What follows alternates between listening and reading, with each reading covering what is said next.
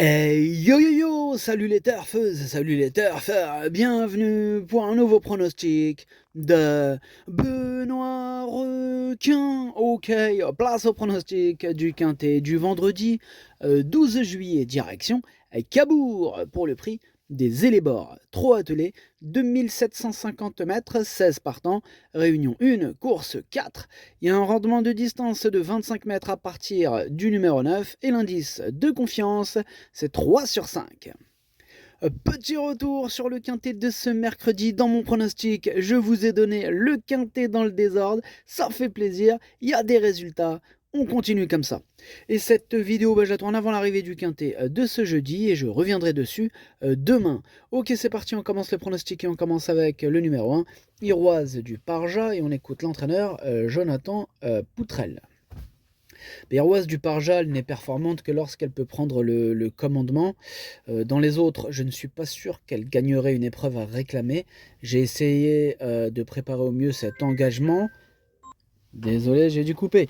J'avais oublié de mettre en mode avion les téléphones. Enfin bref, j'ai essayé de préparer au mieux cet engagement au premier poteau. Franck Nivard la connaît, s'il peut s'installer en tête, elle devrait renouer avec les bonnes performances. Eh bien, ce numéro 1, en tout cas, pour ma part, je ne l'ai pas retenu. Par contre, il est à l'arrière de ma petite liste. Il n'y en a que 2 sur ma liste aujourd'hui à vous proposer. Voilà, il est à l'arrière de ma petite liste des possibles troubles faits. Attention. On passe au numéro 2, Harry de Miennet. On écoute Pierre Sauret. Harry de Miennet a eu un mois de pause depuis sa dernière course à Vichy. C'est une belle course visée pour lui. On l'a préparé, il a l'air bien. Bon, il y a de l'opposition, mais il a son mot à dire. On va essayer d'aller devant. C'est là qu'il est le meilleur. Il a déjà bien fait cacher, il peut s'adapter à la piste. Les bons chevaux sont à 25 mètres, mais s'il arrive à aller devant, il va être dur à déloger.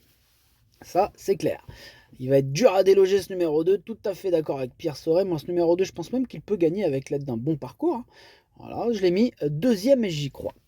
On passe au numéro 3, Ouplalali. Et on écoute Guillaume Moinon. Ouplalali, il a fait une rentrée pour essayer de se mettre en rythme, mais cela n'a pas été forcément très concluant. Elle est un peu mieux d'allure que d'habitude, mais elle a manqué de rythme. Ouais. Je pense que cela va être encore un peu court. J'espère qu'elle va montrer du mieux, mais cela risque d'être juste. Ok, merci Guillaume Moinon. Bon, alors ce numéro 3, lui par contre je l'ai pas retenu. Voilà, bon maintenant question de feeling, affaire d'impression, je l'ai pas rayé, je l'ai pas retenu, il est par-ci, il est par-là. Voilà. Pour les amateurs de champ réduit, de cote, question de feeling.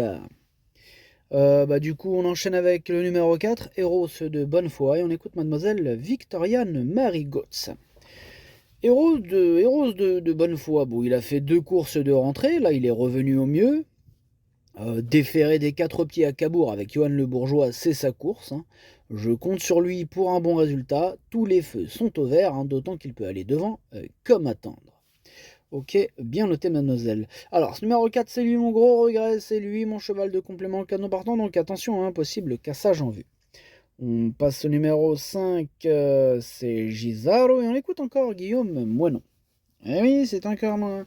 Alors Gisaro, il reste sur une prestation qui est plutôt propre, mais bon, il n'y a pas le choix des engagements pour lui, qui a été éliminé lundi à Agon-Coutainville.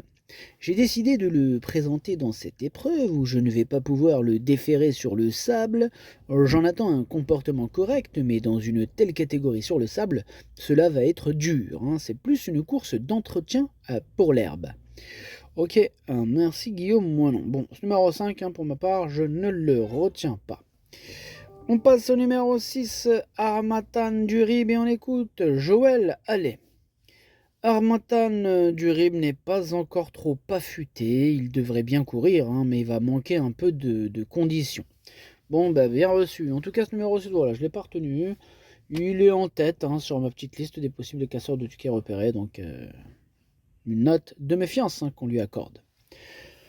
On passe au numéro 7, Goliath du Rieux, et on écoute Patrice de Sartre. Goliath du Rieux se présentait dernièrement pour se maintenir en condition en vue de ce bel engagement. Ses sorties précédentes étaient bonnes, même s'il a été disqualifié de la 4e place à Agen le mois dernier. Bon, il est en forme, placé à la limite du recul et confié à Benjamin Rochard qu'il a déjà drivé. Il a sa place dans le quintet. Tout à fait d'accord avec Patrice de Sartre. Il a sa place dans le quintet. Je l'ai gardé, mais plutôt en bout de combinaison. Faut pas pousser quand même. On passe au numéro 8, Epax Speed, et on écoute Stéphane Provost. Bah, Epax Speed, il est bien, et les engagements s'enchaînent bien également. Bon, tout est parfait pour lui, il peut aller devant comme attendre. Je compte sur lui lors de ce superbe engagement. Ok, bah, il est confiant, Stéphane Provost, en même temps ça se comprend. Hein. Ce numéro 8, il a parfaitement sa chance. En tout cas, c'est ce que je pense, je le garde cinquième. On passe au numéro 9, Hoche, et on écoute Rodolphe Lagadoc. Hoche a encore très bien tenu sa partie dernièrement sur les 2100 mètres de Vincennes, où il n'a été battu que tout à la fin dans l'excellente réduction de 1,17. Écoutez, il est resté au mieux, hein, et l'engagement est favorable. Bon, ce n'est jamais facile de rendre la distance, mais il a rivalisé avec de meilleurs chevaux, il sera plaqué devant, je le trouve mieux, avec un peu de confort, il ne devrait pas décevoir. Ok, merci. Alors, Rodolphe, hein, eh vas-y, je vais devenir une centrale téléphonique, moi. Ils vont pas arrêter de me couper. Désolé, j'ai dû remettre pause. C'est incroyable. Enfin bref, du coup, j'en étais où? Ah ouais, Rodolphe.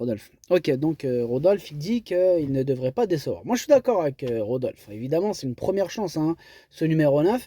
Bon, il rend la distance, mais effectivement, là, il a déjà, il s'est déjà battu avec bien meilleur. Donc voilà, dans ce quintet, il s'apparente comme un solide prétendant à la victoire, même si y en a qui vont pas se laisser faire. Hein. Une course n'est jamais gagnée d'avance, mais voilà. Hein, ça sent bon, tous les feux sont au vert pour ce numéro 9 que j'ai bien sûr installé en tête. On passe au numéro 10, Goldorak, on écoute Vincent Lebarque. Goldorak avait été arrêté en début d'année, puis comme tous les chevaux de l'écurie, il a été victime d'un virus. Pour cette rentrée, après 2 mois et demi d'absence, il va logiquement demander à souffler. S'il arrive à suivre le rythme imposé, ça serait déjà bien. Il est préférable d'attendre avant de le retenir.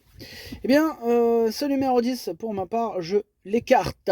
On passe au numéro 11, Holy King, et on écoute Michel Lenoir. Holy King est en pleine forme, il découvre un bon engagement, il n'est jamais facile de rendre 25 mètres à Cabourg, mais bon, il va faire une bonne valeur, d'autant qu'il a déjà très bien couru sur cet hippodrome en étant ferré. Ok, bien noté Michel, ce numéro 11, je l'ai gardé, je l'ai mis 6ème.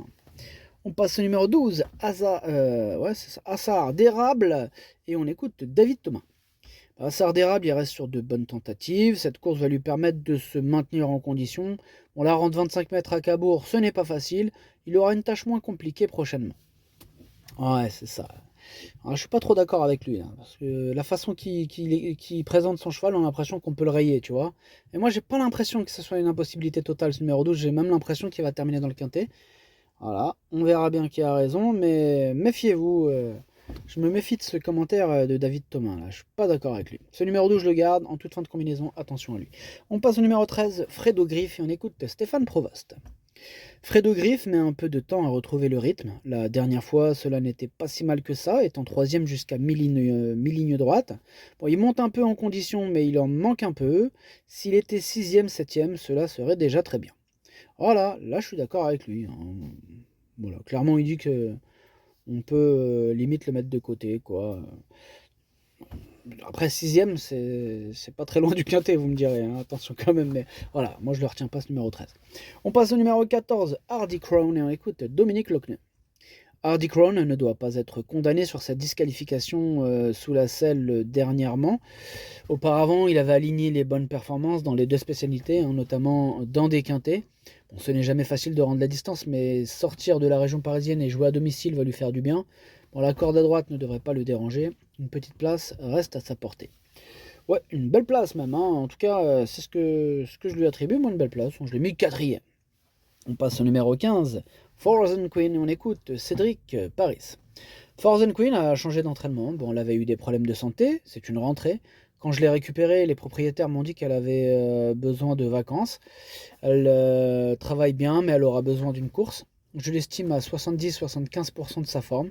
Si toutes les planètes sont alignées, elle peut prendre une petite place, mais pas mieux. Elle n'est pas prête pour vraiment figurer. Ok, c'est noté, mais pas trop d'accord, parce que je me dis que même sur sa classe, celui-là, il peut... Enfin, pas trop d'accord, je vais pas abuser non plus, mais voilà. Même à 70-75% de sa forme, dans ce lot, je pense qu'il peut bien faire. C'est un regret, c'est mon deuxième cheval de complément en cas de non partant. Voilà, j'en ai préféré d'autres, hein, mais faut pas la rayer totalement en cas de défaillance. Et on termine avec le numéro 16, Félicita Découve, et on écoute Julien Villot. Félicita Découve, c'est une jument qui fait toutes ses courses. Elle a bien couru récemment à Anguin, mais on a eu un pépin 2 jours avant la course, et avec Alexis Colette, on a trouvé qu'elle était un peu sur la retenue. Rendre 25 mètres à Cabourg n'est pas évident, mais bon, elle aime cette piste. La jument a l'air bien. Si ça se passe bien, elle doit être dans les 5 premiers. Ok, merci Julien Villot. Alors, ce numéro 16, en tout cas, lui, fait partie de mes préférés. J'y crois, j'y crois. Je l'ai mis troisième. Le pronostic, ça donne 9, 2, 16, 14, 8, 11, 7, 12. Merci d'avoir suivi cette vidéo. N'hésitez pas à mettre un pouce bleu si la vidéo vous a plu. Pour accéder à tous mes tickets pour la course du Quintet, rendez-vous directement en description de la vidéo. À jouer avec modération. Bonne chance. Chopez-le moi. Ciao.